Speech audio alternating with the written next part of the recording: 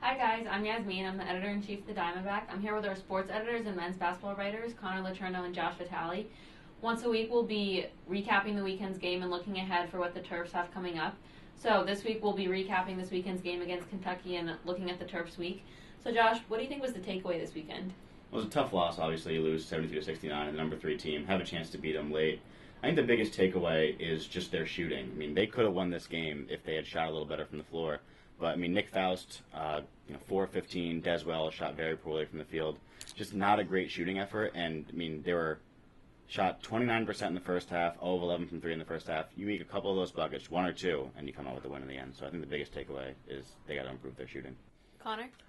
More on the positive side of things, I felt like the biggest takeaway was the performance of sophomore center Alex Len.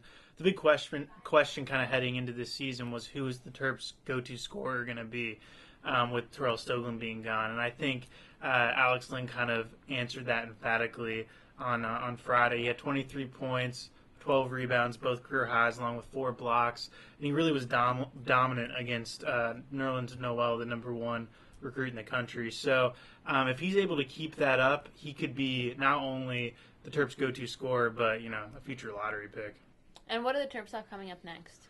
Well, they play Morehead State tomorrow on Monday, and it's going to be. I think it's going to be a good kind of opportunity for them to get back into a flow. It's not going to be necessarily as challenging as Kentucky.